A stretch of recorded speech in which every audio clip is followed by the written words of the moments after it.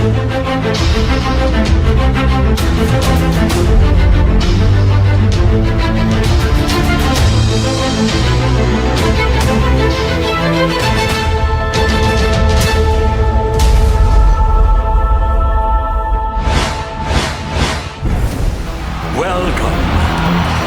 the best are invited to compete in the King of Iron Fist competition. Pretty safe to say, if you were interested in the Tekken series and the storyline, but if you weren't a fan of playing video games, this sums up the important items you will need to know. Aloha! Welcome to Cyntillating Reviews, and tonight we are reviewing Netflix series Tekken Bloodline. Believe you and me, when I mentioned this on my channel a few months back about my excitement, it was no joke. It was not made up, and there was no exaggeration on how I felt. Almost any Tekken project that gets announced, I get very excited about it. There is, of course, an exception, when we're not going to talk about that. So it's true for me to say that I am in love with any projects that get announced, but I will own up if this was a good idea or not. Tekken Bloodline did get me anxious, I'll be honest, but once we passed through the worrying parts, there really was nothing to look down on the show. Spoiler alert is now in effect.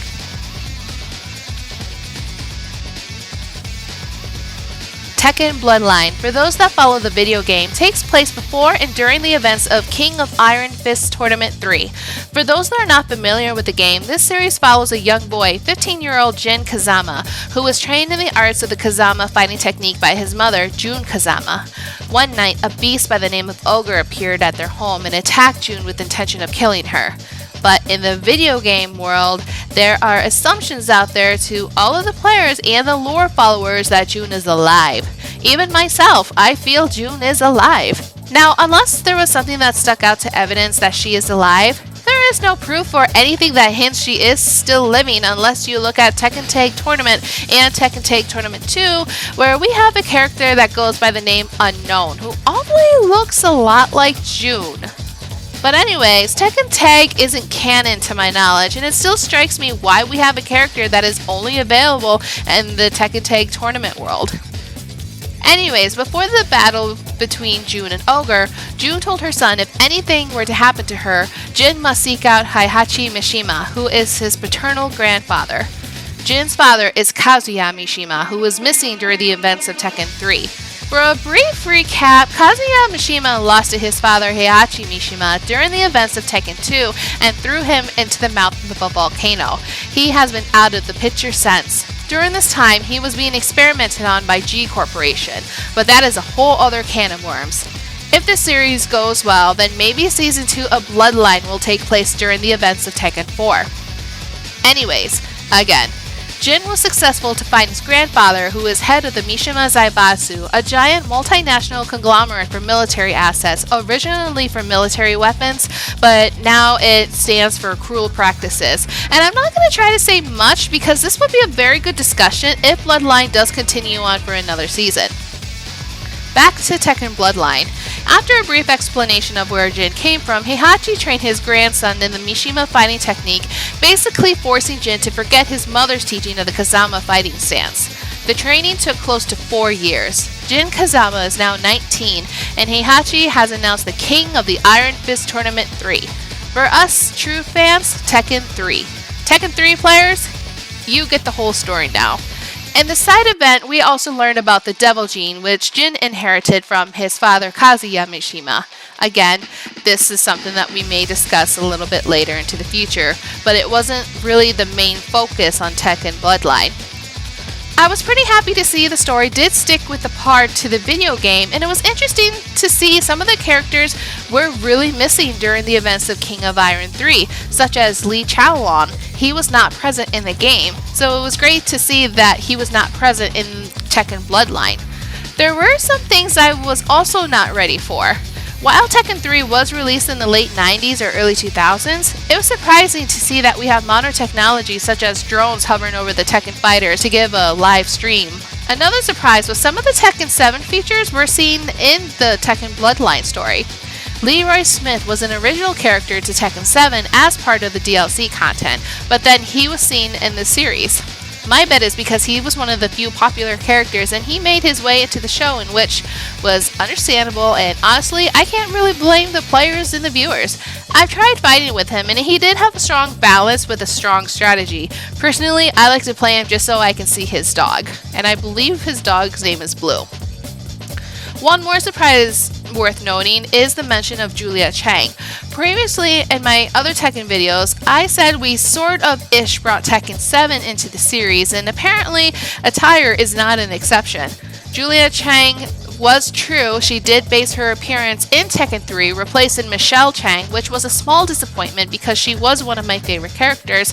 But when we saw Julia in the show, she was wearing the clothes from Tekken 7, but she kept her maturity and personality from Tekken 3. Even Julia's ending of Tekken 3 revolved around the pendant to control Ogre, in which the pendant did have a part in Tekken Bloodline.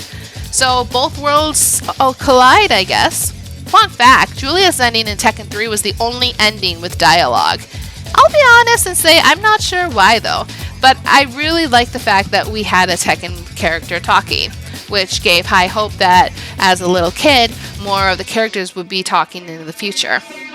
One feature I was really nervous about was the animation style. I was not prepared for it to be computer animated, and I recalled how it did not go so well with the remake of Berserk.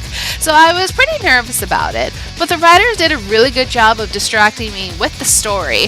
I pretty much forgot to pay attention to the animation. There were a great cast of voice actors who brought in the correct personalities to the characters. I was quite surprised when I saw there were only 6 episodes. Each episode was close to a half hour long. During the show, we were gifted in seeing a variety of Tekken fighters, but I was disappointed we didn't get to see a fight between Kuma and Paul. It would have been a fight of the century. Only Tekken gamers would get it, but I think it was wise that we didn't have any filler episodes of side characters, just fighting, but it did miss an opportunity for those Tekken fighters to shine. On the downside, there was mention of martial law fighting in the show. If we did follow the video game lore, that is incorrect. Instead of martial law being on the roster, it should have been his son Forest Law. There was also a fight between Craig Marduk and King, which did have a great story on its own, and it brought up a little bit of attention in Tekken 4, but that is another video on its own. It is a shame that we didn't hear other fighters' origins and stories and had an episode or two focus on them, and it would have been a good change of pace. Tekken Bloodline, try not to be biased. I would have to give it a 4.5 out of 5. We saw a side of Jin we never saw ever in the video games. The kindness he had, and he was troubled, but he was more misunderstood, to say the least. Again, I'm trying not to be biased here, but this is what I see as a viewer, okay? We also witnessed a strained relationship between Heihachi and Jin. I did wish we saw a few more fights like Kuma versus Paul, but it is what it is, and I think it's good we got straight to the point. And can I mention the writers and producers have to be big fans of the games, or they paid attention to the characters and their fighting styles. They didn't give the characters just random fighting techniques, they actually incorporated the characters' fighting styles into the show. Made me go, oh, that's the finisher. Or sometimes I said, yep, I use that move too. Good example was Nina's throw during her fight with Xiaoyu. Honestly, that was one of my favorite finishers. The opening credit Easter egg was a big surprise to us all. If you look closely, you can see the arcade systems lined up, and this was a treat for us because Tekken did first come to arcades before it went to home consoles. The relationship between Jin and Hwoarang was definitely a rivalry worth seeing, but they did completely hate each other. It's great to see Tekken come back to life, and now in an anime form that didn't suck.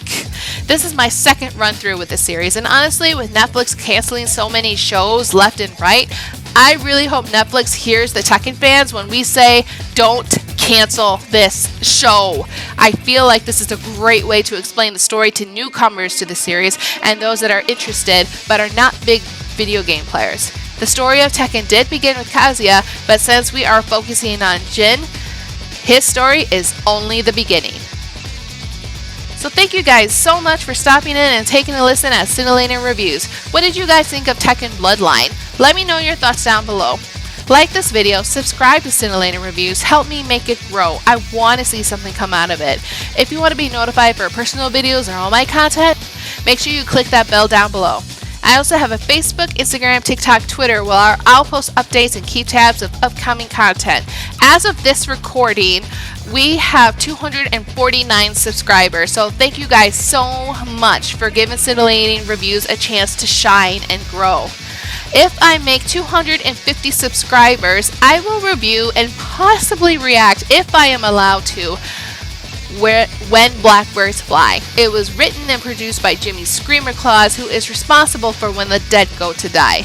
And When the Dead Go to Die was Cyntillating Reviews' very first video on this channel. So look forward to that, and thank you guys so much, and we will see you in another day.